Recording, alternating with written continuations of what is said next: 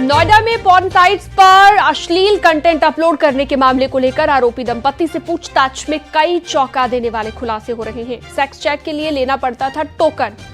Cyprus से नोएडा तक चलता था ये सेक्स रैकेट और चेहरा देखकर चैट करने पर अलग से किया जाता था चार्ज। इसी को लेकर एक रिपोर्ट आपको दिखाते हैं।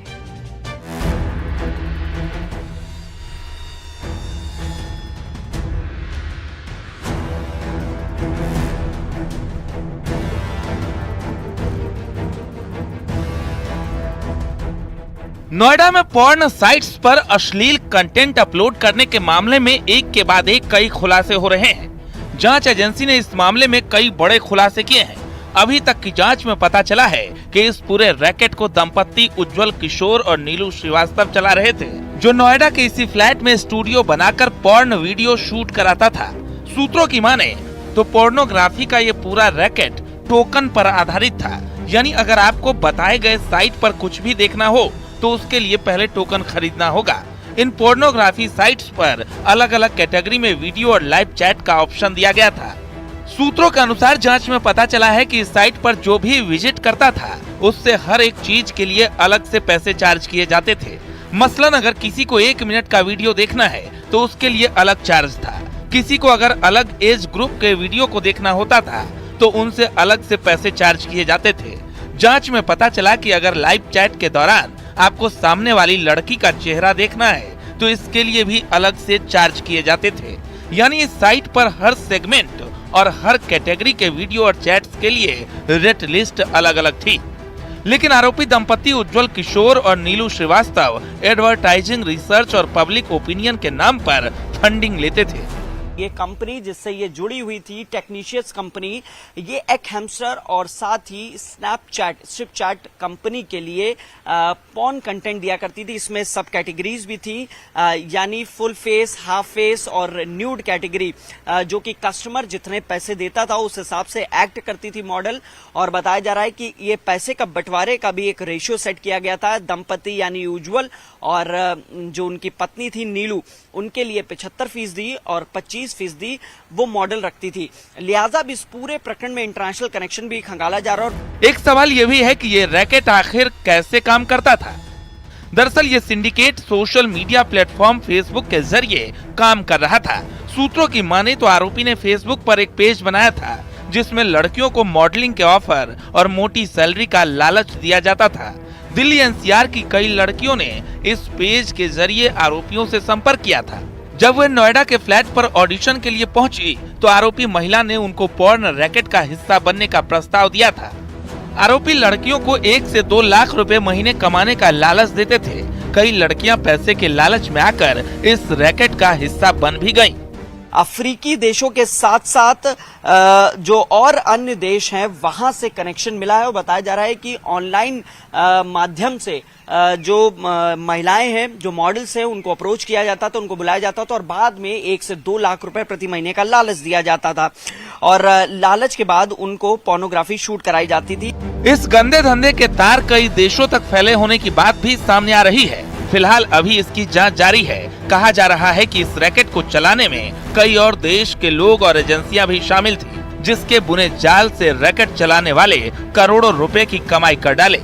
बताया जा रहा है कि बॉलीवुड की जो बी ग्रेड एक्ट्रेसेस होती थी वो भी इसमें कहीं ना कहीं शामिल है। करीब 400 के आसपास ऐसे मॉडल्स हैं जिनको चिन्हित किया जा रहा है और इसके साथ ही जो चिन्हित किए हैं मॉडल्स, उनसे भी पूछताछ जल्दी हो सकती है। सूत्रों के मुताबिक ये जांच और आगे बढ़ेगी। फिलहाल नोएडा पुलिस ने भी इस तरीके के जो और पीजीज हैं जो सोसाइटियों में, आरडब्ल्यू में चल रहे हैं, उनको लेकर, उनके वेरिफिकेशन को लेकर आरडब्ल्यू से संपर्क करना शुरू कर दिया है। फिलहाल नोएडा के पॉश इलाके में हो रहे इस गंदे धंधे के खेल की जांच अभी जारी है और जांच की आंच इस ओर भी है कि आखिर इस कपल के तार देश और विदेश में कहां-कहां तक फैले थे। नोएडा से हिमांशु शुक्ला, न्यूज़ 18। नोएडा सेक्टर 105 की जिस कोठी में ये पूरा खेल चल रहा था वो कोठी बेहद रहस्यमयी है। लोगों की माने तो ये कोठी तभी खुलती थी जब यहाँ पर लड़की आती थी। इसके अलावा इस कोठी में तमाम ऐसे पार्सल अभी भी मौजूद हैं जो इस पूरे खेल के अहम सबूत हो सकते हैं। लेकिन सबसे बड़ा सवाल ये कि 5 साल तक इस कोठी में गंदा धंधा चल रहा था, किसी को भनक तक कैसे नहीं लगी। देखिए रहस्यमयी कोठी का पूरा सच।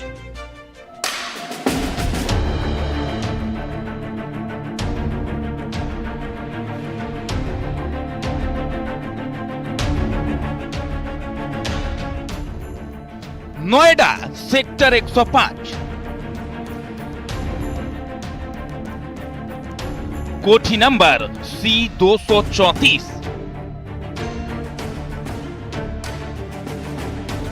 और इसी रहस्यमय कोठी में चलता था गंदे धंधे का पूरा सिंडिकेट।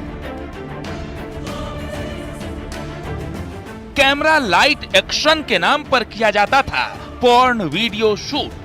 किराए के इसी कोठी में उज्जवल किशोर और नीलू श्रीवास्तव लड़कियों को मॉडल बनाने का झांसा देकर ब्लू फिल्म बनाते थे, जिसकी विदेशों तक सप्लाई होती थी। यही वो मकान है जहां पर ईडी ने रेड की थी और उस दौरान दंपति को गिरफ्तार किया था और सूत्रों के मुताबिक 3 मॉडल्स मौके से हिरासत में ली गई थी और उनसे भी बयान दर्ज कराए गए हैं। और आपको बता दें कि जानकारी मिली है कि ये कोठी करीब 250 मीटर की है, जो अलॉटमेंट है। एक चिकित्सक की ये कोठी है और साथ ही इसमें बेसमेंट है, ग्राउंड फ्लोर है, फर्स्ट फ्लोर है। और बताया जा रहा है कि बेसमेंट में ही पूरा सेटअप किया गया था जहां पे ये शूटिंग की जाती थी। इस घिनौने खेल के पीछे कई राज हैं, लेकिन सबसे बड़ा रहस्य है ये कोठी जिसका नंबर है C234। लोगों की माने तो गेट तभी खुलता था जब लड़कियां इस कोठी के बाहर आती थी। लोगों को शक जरूर था, लेकिन लाइट और कैमरा देखकर लोग ये नहीं समझ पा रहे थे कि इस कोठी में लड़कियों के आने का राज क्या है। लोगों को लगता था कि कोठी के अंदर किसी तरह का वीडियो और फोटो शूट हो रहा है, लेकिन जब इस कोठी का पर्दाफाश हुआ तो सब हैरान रह गए। ये पूरा जो मुख्य गेट है इस पर ताला जड़ा हुआ है। साथ ही सुरक्षा के लिहाज से आप देखेंगे तो यहाँ पर सीसीटीवी इंस्टॉल किए गए हैं और जो कि 3 सीसीटीवी तो दिखाई दे रहे हैं। इस पूरे घर के प्रेमाइसेस में 3 सीसीटीवी कैमरे लगाए गए हैं जिससे संभवतः नजर रखी जाती होगी। इसके अलावा सब डिजी वेंचर प्राइवेट लिमिटेड, जिसमें ये दंपति काम करते थे, उज्जवल किशोर और नीलू श्रीवास्तव, ये उनकी गाड़ी है और आज ये गाड़ी उसी फर्म के नाम रजिस्टर्ड है। लिहाजा ये गाड़ी भी एक अहम सबूत के तौर पर देखी जा रही है और ऐसा संभवतः माना जा रहा है कि मॉडल्स को लाने और ले जाने का काम भी इसी से होता था। ये रहस्यमय कोठी जिस इलाके में है वो एक पॉश इलाका है। यहाँ तक कि कई बड़े अधिकारियों के घर भी आसपास हैं। सबसे बड़ी बात ये कि सेक्टर 108 पुलिस कमिश्नरेट से ये सेक्टर लगा हुआ है। इसके बावजूद भी पिछले 5 सालों से चल रहे इस गंदे धंधे का किसी को भनक तक नहीं लगी। न पुलिस पकड़ पाई, न लोकल इंटेलिजेंस सुराग जुटा पाई। जब ईडी ने छापा मारा तो इस कोठी का पूरा सच सामने आ गया। RW अभिलेखों में इनका कोई भी हमारे यहाँ कोई रिकॉर्ड उपलब्ध नहीं है। इन्होंने किसे किराए पे दिया हुआ था, नहीं दिया हुआ था, इसका कोई रिकॉर्ड उपलब्ध नहीं है। दूसरा ये कि ये संभव है कि हो सकता है डॉक्टर साहब के ये बिजनेस पार्टनर हों, चला रहे हों भाई साहब जी। और दुर्भाग्यपूर्ण बात तो ये है कि पुलिस कमिश्नरेट से लगता हुआ सेक्टर है, इंटेलिजेंस ब्यूरो भी यहाँ फेल हो चुकी है। वो तो ईडी ने रेड मार दी जब ये हम सब की जानकारी में आ भी पाया, वरना ये तो टोटली पुलिस का फेलियर है। कमिश्नरेट से लगता हुआ सेक्टर है और पुलिस कहाँ सोई हुई थी। काली करतूतों और ब्लू फिल्म की स्टूडियो वाली इस कोठी से जुड़े कई सबूत अभी पार्सल में भी बंद हैं। ऐसा ही एक पार्सल लेकर पहुंचा कुरियर वाला सचिन।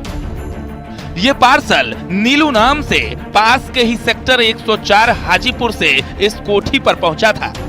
सबसे पहले आपको वो तमाम पार्सल दिखाते हैं। यहाँ पे पार्सल की संख्या करीब 4 से 5 है, 1 2 3 4 5।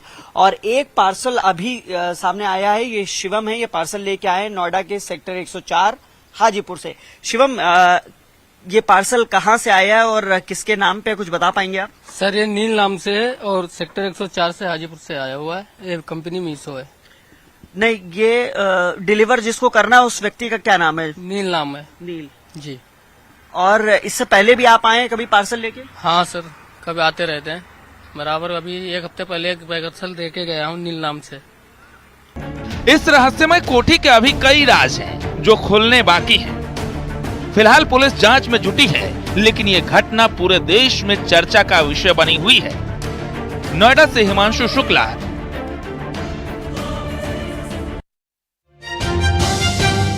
अब सवाल यह है कि जिस कोठी में न्यूड फिल्मों की इंडस्ट्री चल रही थी वो आखिर किसकी थी? क्या कोठी मालिक को इस बात की भनक नहीं थी?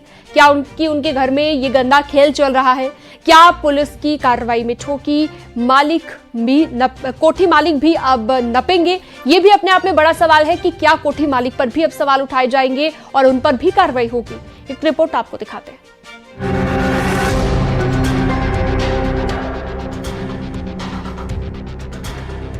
ईडी की कार्रवाई के बाद नोएडा पुलिस में कई तरह की चर्चाएं हैं। सबसे बड़ी चर्चा इस C-234 कोठी को लेकर है, जिसमें न्यूड फिल्में बनाई जा रही थी। नोएडा के एक पॉश रिहायशी इलाके में बीते 5 साल से गुपचुप ये गंदा धंधा चल रहा था और नोएडा के सेक्टर 105 में बनी ये कोठी आरोपी उज्जवल किशोर और नीलू श्रीवास्तव की काली करतूतों की गवाह बनी। C ब्लॉक में मौजूद ये कोठी दिल्ली के एक नामी अस्पताल में काम करने वाले डॉक्टर दंपत्ति की है। एक चिकित्सक की ये कोठी है और साथ ही इसमें बेसमेंट है, ग्राउंड फ्लोर है, फर्स्ट फ्लोर है और बताया जा रहा है कि बेसमेंट में ही पूरा सेटअप किया गया था जहां पे ये शूटिंग की जाती थी।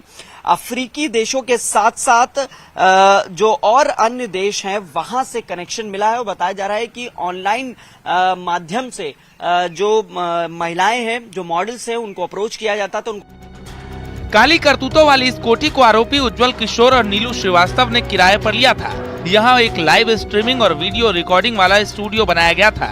स्टूडियो में अश्लील वीडियो बनाकर विदेश भेजा जाता था। लाखों रुपयों की कमाई का लालच देकर नंगेपन के इस गंदे धंधे में धकेलने वाले दंपत्ति बेहद शातिर थे। पूरा जो मुख्य गेट है इस पर ताला जड़ा हुआ है। चूंकि यहाँ पे पोर्नोग्राफी शूट होती थी, यही वो मकान है जहाँ पर ईडी ने रेड की थी और उस दौरान दंपत्ति को गिरफ्तार किया था और सूत्रों के मुताबिक 3 मॉडल्स मौके से हिरासत में ली गई थी और उनसे भी बयान दर्ज कराए गए हैं। और आपको बता दें कि जानकारी मिली है कि ये कोठी करीब 250 मीटर की है, जो अलॉटमेंट है। लेकिन ईडी की जांच में सारा खेल बिगड़ गया और इस कोठी में ताला लग गया। नोएडा की C-234 कोठी से निकली न्यूड फिल्मों की सीरीज में अभी कई और खुलासे होने बाकी है। सवाल तो ये भी उठने लगा है कि क्या कोठी के मालिक डॉक्टर दंपत्ति पर भी कोई कार्रवाई होगी। नोएडा से हिमांशु शुक्ला, न्यूज़ 18।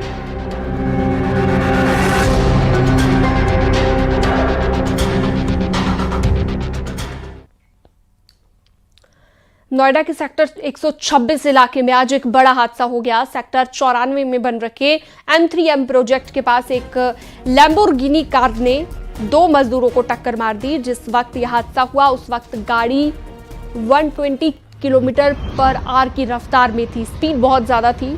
ड्राइवर की लापरवाही की वजह से यह हादसा हुआ है। लापरवाही से गाड़ी चला रहा था ड्राइवर और पुलिस ने घायलों को अस्पताल पहुंचाया। आरोपी कार चालक को गिरफ्तार कर लिया है। मजदूरों की हालत खतरे से बाहर बताई जा रही है। घटना नोएडा सेक्टर 94 में M3M प्रोजेक्ट के बाहर हुई है। 4 मजदूर फुटपाथ पर बैठकर बातें कर रहे थे। जानकारी के मुताबिक कार सवार युवक अजमेर का रहने वाला है। मामले में कार चालक के खिलाफ लापरवाही से कार चलाने की FIR दर्ज की गई है। हादसे के वक्त कार मालिक मृदुल गाड़ी में मौजूद नहीं था। मृदुल सुपरनोवा सोसाइटी में रहता है। भैया पुलिस को बुला, भाग नहीं पाई। अरे रेस मारती गाड़ी, रेस तू कितना है? अरे तेज रफ्तार लंबोर्गिनी का कहर देखने को मिला और ऐसे में 2 मजदूर घायल हुए हैं। ये घटना नोएडा के सेक्टर 94 में हुई है।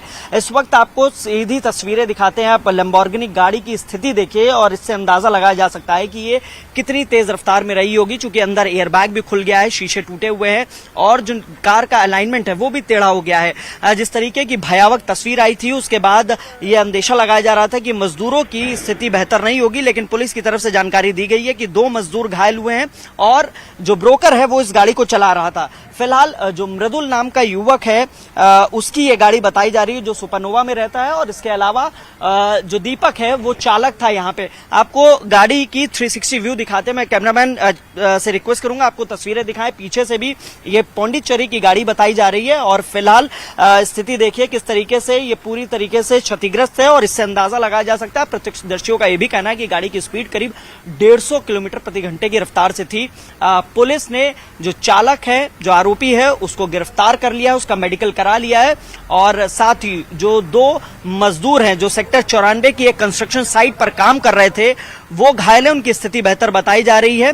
और पुलिस की तरफ से कहा गया है, यह स्पष्ट किया गया है कि मुकदमा दर्ज कर लिया गया है और जल्द ही आरोपी को गिरफ्तार करके जेल भेज दिया जाएगा। कैमरामैन प्रहलाद के साथ हिमांशु शुक्ला, न्यूज़ 18 नोएडा।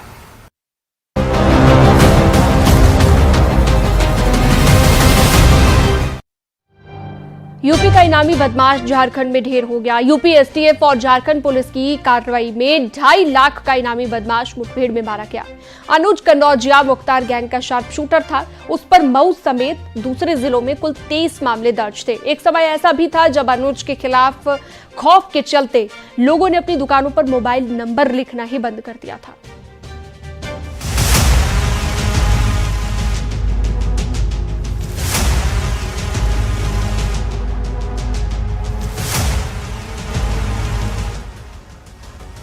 मुख्तार अंसारी गैंग के कुख्यात शूटर अनुज कनौजिया को मुठभेड़ में मार गिराया।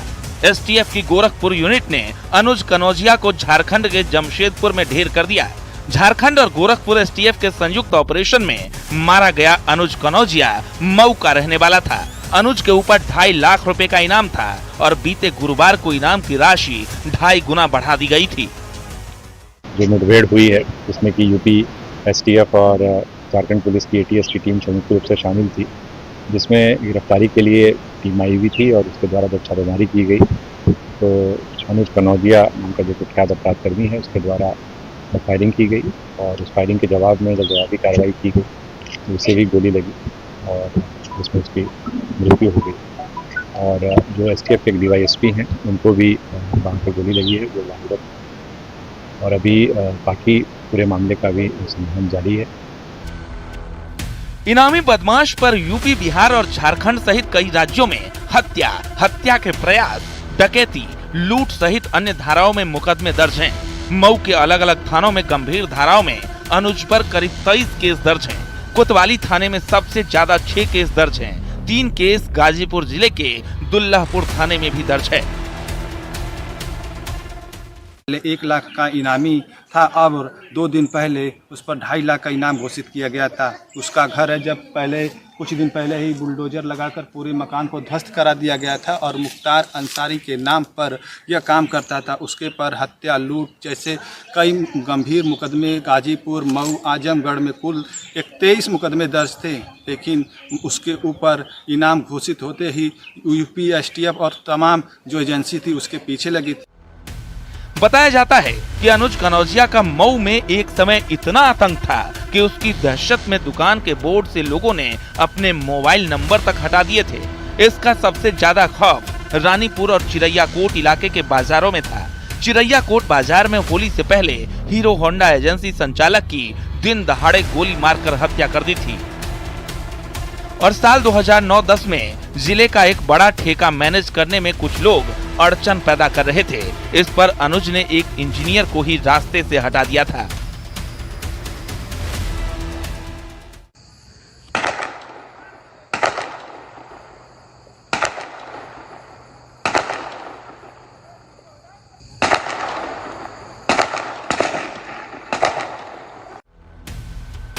साल 2016 तक अनुज कनौजिया गोरखपुर जेल में रहा। इसके बाद मेरठ भेज दिया, जहां से उसकी बेल हो गई। साल 2019 में मऊ के तरंबा एराकला गांव में फिर एक शख्स की हत्या हुई, जिसमें मुख्तार अंसारी के साथ ही अनुज समेत 11 लोगों पर केस दर्ज हुआ। तभी से अनुज कनौजिया फरार चल रहा था। फिलहाल तो अनुज को उसके साले ने पनाह दी थी। घर में उसने अपना ऑफिस भी बना रखा था। सर बम भी चलाया था, उधर से बम भी चलाया था, बम फटी भी थी क्या? अब उस समय तो हमें पता नहीं चलता। आवाज कितने राउंड गोली चली हुई है? गोली तो करीब बुला सर बुला रहे हैं। 1 मिनट सर, 1 मिनट। 25 सर बुला रहे हैं। अकेले थे अनुज कनौजिया, अकेले थे या और भी उसके साथ ही था? अच्छा, कितने दिनों से रह रहा था, क्या सूचना थी आप लोग यहाँ पर? काफी दिनों से रह रहा था, काफी दिनों से इसके विषय में सूचना एकत्रित। माफिया मुख्तार गैंग के खिलाफ तरवा थाने में गैंगस्टर एक्ट के तहत केस भी दर्ज कराया गया था, जिसमें अनुज कनौजिया ही फरार था। वो कोर्ट में पेश नहीं हो रहा था। इस पर गैंगस्टर कोर्ट ने उसके खिलाफ कुर्की का आदेश जारी किया था और कोर्ट के निर्देश पर 21 सितंबर 2021 को कुर्की की कार्रवाई भी हुई थी। Bureau report, news 18।